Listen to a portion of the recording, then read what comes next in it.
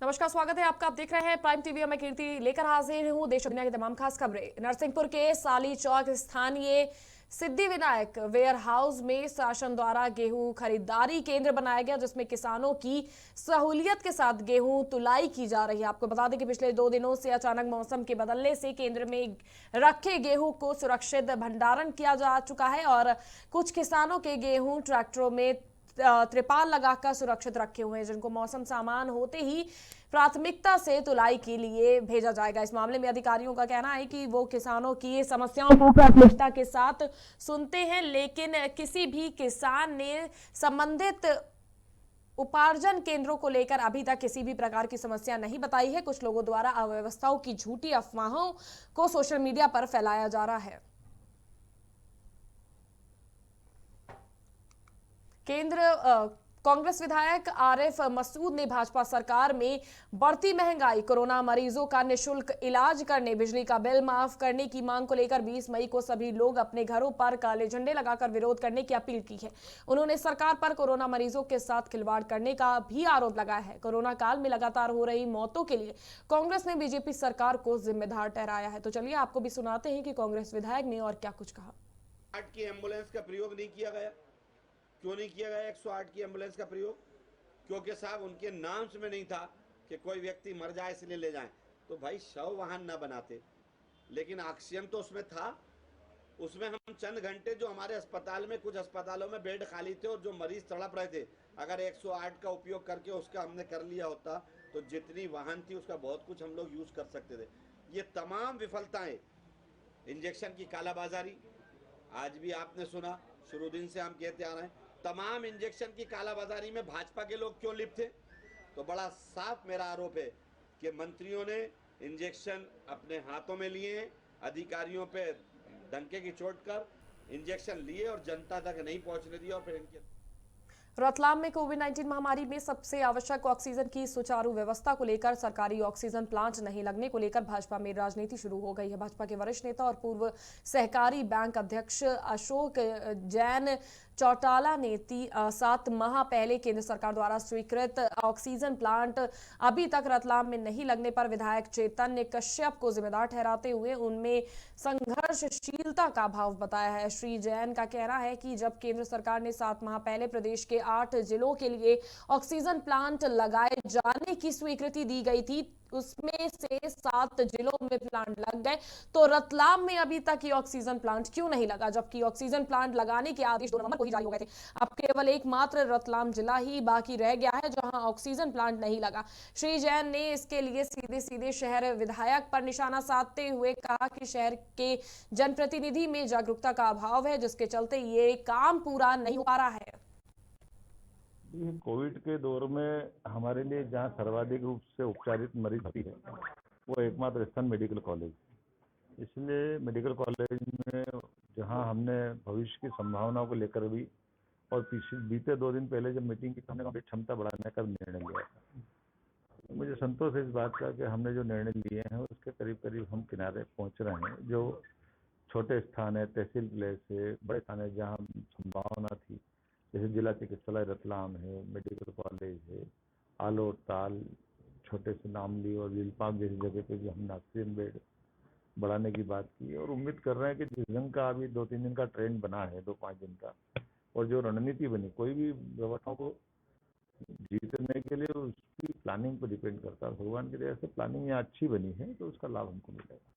नहीं, मैं पिछले 1 माह से जो मुझे पता चला कि भारत सरकार ने कोरोना की दूसरी लहर की गंभीरता को देखते हुए नवंबर में राष्ट्रीय स्वास्थ्य मिशन के मार्फत यहाँ संभाग में पत्र आ गया था कि मध्य प्रदेश में भी 8 जिलों में ऑक्सीजन प्लांट लगना है। तो उसमें रतलाम का भी नाम शामिल था। और जब ऑक्सीजन की जब क्राइसिस हुई पूरे अप्रैल माह के अंदर, यहाँ तक कि नर्सिंग होम ने भी बोर्ड लगा दिए थे कि भाई ऑक्सीजन वाले अगर पेशेंट है तो हम नहीं रख पाएंगे, लेकिन फिर भी शायद सरकार ने ताबड़तोड़ व्यवस्था कर कोरोना महामारी से संक्रमित मरीजों को ऑक्सीजन की कमी के कारण भारी समस्याओं का सामना करना पड़ रहा है। मरीजों को समय पर ऑक्सीजन नहीं मिलने के कारण कई मरीजों ने अपनी जान गंवाई, जिसके बाद भी धार के ग्रामीण क्षेत्रों में नीम के हरे भरे पेड़ों की धड़ल्ले से कटाई की जा रही है, जिस पर बताया भी जा रहा है कि प्रशासन लकड़ी माफियाओं की मिलीभगत से पेड़ों की कटाई का गोरख धंधा चल रहा है। पर प्रशासन द्वारा अभी तक इन अवैध लकड़ियां माफियाओं के खिलाफ कोई भी कार्रवाई नहीं की गई।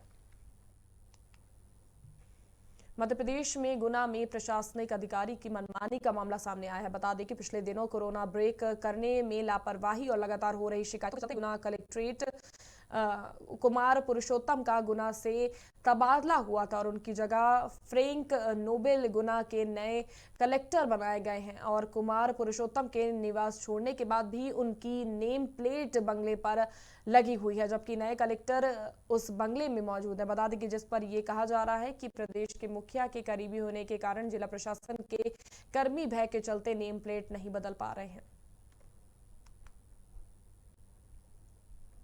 रतलाम में एक दुकान में अचानक आग लगने से हड़कंप मच गया। बता दें कि जिले की लोहार रोड पर स्थित पीवीसी बिल्डिंग मटेरियल की दुकान में लगे मीटर में शॉर्ट सर्किट से अचानक आग लग गई। देखते ही देखते आग ने थोड़ी देर में विकराल रूप धारण कर लिया और दुकान के बाहरी हिस्से को अपनी चपेट में लिया। मौके की सूचना मिलते ही फायर ब्रिगेड मौके पर पहुंची और कड़ी मशक्कत के बाद आग पर काबू पाया। फिलहाल आग में ज्यादा नुकसान नहीं हुआ है।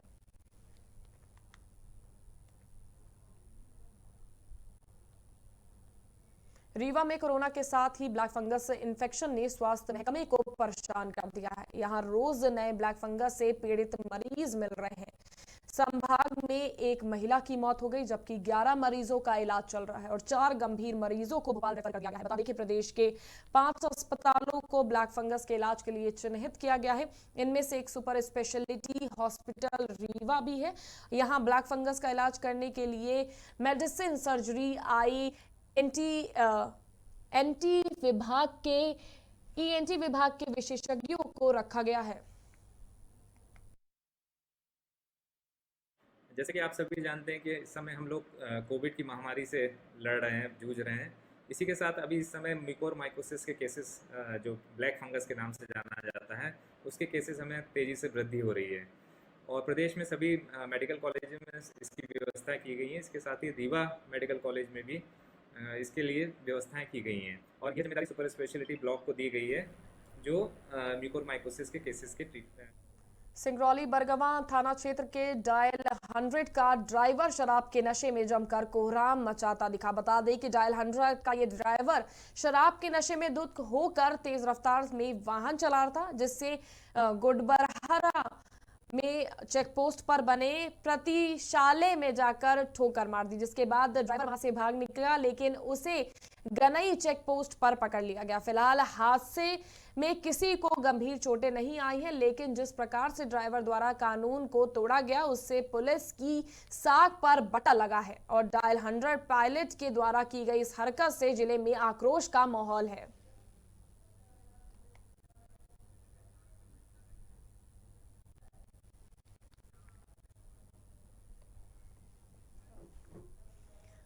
मंदसौर जिले में कलेक्टर मनोज पुष्प के नेतृत्व में शहरी क्षेत्रों के साथ अब ग्रामीण क्षेत्रों में भी वैक्सीनेशन शुरू हो गया है। बता दें कि नाहरगढ़ के शासकीय प्राथमिक कन्या स्कूल में टीकाकरण केंद्र बनाया गया है, जहां युवाओं ने वैक्सीन लगवाने के लिए लंबी लंबी कतारों में इंतजार कर वैक्सीनेशन करवाया और वैक्सीन लगाने को लेकर उत्साहित भी दिखे।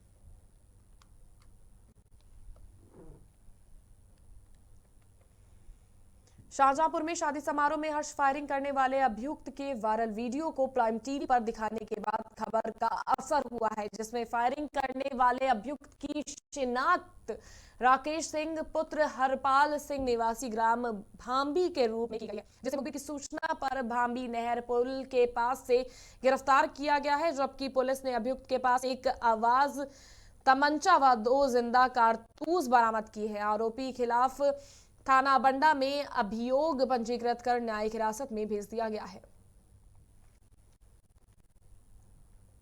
फरीदाबाद स्वास्थ्य विभाग की ओर से लगातार कोरोना टेस्ट इन अभियान जारी है। इसी कड़ी में वल्लभगढ़ नोडल अधिकारी डॉक्टर मानसिक के नेतृत्व में यहां की सब्जी मंडी में सभी दुकानदार और आढ़तियों का मंडी में प्रवेश करने से पहले कोरोना टेस्ट किया गया, जिस पर वल्लभगढ़ नोडल अधिकारी ने बताया कि स्वास्थ्य विभाग द्वारा जगह जगह पर कोरोना टेस्ट इन के कैंप लगाए जा रहे हैं। इससे कोरोना संक्रमित की छटनी करना जरूरी है। इससे कोरोना के बढ़ते मामलों को भी रोका जा सकेगा। और ये कोविड-19 का यहाँ कैंप जारी है, टेस्टिंग जारी है और हमेशा की तरह कभी भी कोई भी बीमारी में अगर उसके लिए करना है तो इनको जरूर छांटना पड़ेगा। जो कोई पॉजिटिव है उसको आइसोलेशन में डालना जरूरी है और इन सब चीजों को मद्देनजर महामारी को देखते हुए कोविड-19 का आज टेस्टिंग जारी।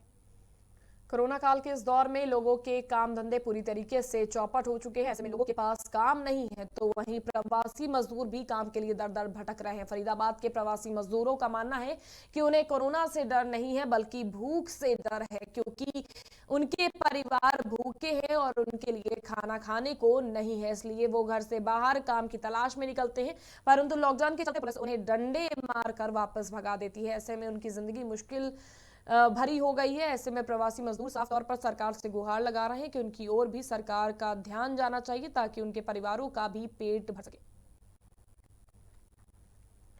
ताकि 2 रोटी के लिए बैठे हैं, यहाँ कुछ मिल जाए, अपना घर के बच्चे भूखे मर रहे हैं, क्या करें। पहले तो भी खाना मिल जाता था यहाँ पे, अब तो कुछ भी नहीं मिल रहा। बताओ क्या काम करते हो? सर काम जो मिल जाए, बेलदारी भी कर लेते हैं, कंपनी में भी चले जाते हैं, जो भी काम मिल जाए वो। उत्तर प्रदेश के पांडरीबा चारबाग में शुरू हुई आम आदमी की रसोई, जिसका यूपी प्रभारी व राज्यसभा सांसद संजय सिंह ने उद्घाटन किया। बता दें कि रसोई में प्रतिदिन हजारों लोगों के लिए भोजन की व्यवस्था रहती है और कोरोना संकट काल में गरीब बेसहारा लोगों के लिए ये रसोई भोजन देने का काम कर रही है। पहले ऑटो एम्बुलेंस की शुरुआत, उसके बाद कल हेल्थ हेल्पलाइन एक हम लोगों ने जारी की, जिसमें 35 डॉक्टर्स का पैनल बना के यूपी में किसी को भी चिकित्सीय परामर्श चाहिए तो वो फ्री डॉक्टर्स के द्वारा दी जाएगी, ऐसी एक शुरुआत। और जहां किसी को ज़रूरत है, हॉस्पिटल में एडमिशन कराने की ज़रूरत है, उसमें भी मदद होगी। और आज से एक ये आम आदमी की रसोई की शुरुआत हम लोग कर रहे हैं, जिसके माध्यम से करीब अभी शुरुआत में हम लोग 2000 लोगों का इंतजाम, 2000 पैकेट इस रसोई में। देश और दुनिया की तमाम खास खबरों में फिलहाल के लिए बस इतना ही। हम फिर हाजिर होंगे। आप बने रहिए हमारे साथ, देखते रहिए प्राइम टीवी।